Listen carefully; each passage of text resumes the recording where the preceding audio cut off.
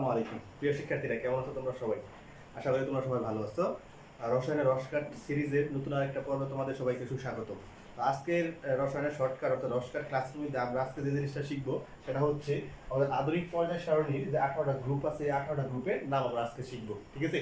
তো এই 18টা গ্রুপের নাম কিন্তু আমাদের এসএসসি এবং এইচএসসি লেভেলের এমসিকিউর মধ্যে সব জায়গায় তোমার এসে থাকে।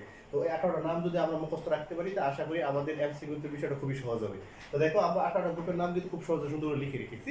তো এদিক থেকে আমরা প্রথমে যদি খেয়াল করি, দেখবা গ্রুপ 1 এর নাম হচ্ছে তোমার কি ক্ষার ধাতু, গ্রুপ 2 নাম হচ্ছে মৃৎ ক্ষার ধাতু, গ্রুপ 3 থেকে 12 এর নাম হচ্ছে অবস্থান্ত ধাতু, গ্রুপ 11 নাম হচ্ছে মুদ্রা ধাতু, গ্রুপ 13 14 হচ্ছে বোরন ও কার্বন ফ্যামিলি, গ্রুপ 15 হচ্ছে নিকটোজেন, গ্রুপ 16 হচ্ছে চ্যালকোজেন, গ্রুপ 17 হচ্ছে হেলোজেন, গ্রুপ 18 হচ্ছে নিষ্ক্রিয় গ্যাস বা নোবেল গ্যাস, যেটাকে আমরা তোমার কি অভিজাত গ্যাসও বলে থাকি। তো এই 18টা গ্রুপের নাম যদি আমরা খুব সহজে মনে রাখতে পারি তাহলে আমাদের এমসিকিউতে বলো এবং অনেক সময় সৃজনশীল ক নম্বরে কিন্তু এসে থাকে যে গ্রুপ 11 নাম কি, বা গ্রুপ 13 নাম কি, বা গ্রুপ 17 নাম কি, বা গ্রুপ 18 নাম কি। তো আমরা যদি 18 গ্রুপের নাম খুব সহজে মনে রাখতে পারি তাহলে আমাদের এমসিকিউ উত্তর করাটা খুব সহজ হবে। ঠিক আছে?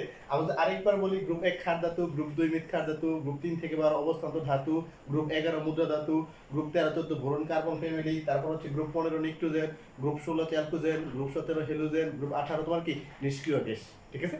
তো আমরা এই 18টা গ্রুপের নাম খুব সহজে মনে রাখবো এবং আমরা এই মনে রাখার মাধ্যমে আমরা খুব সহজে কিন্তু এমসিকিউ গুলো করতে পারি। তো সবাইকে ধন্যবাদ। আসসালামু আলাইকুম ওয়া রাহমাতুল্লাহি ওয়া বারাকাতুহু।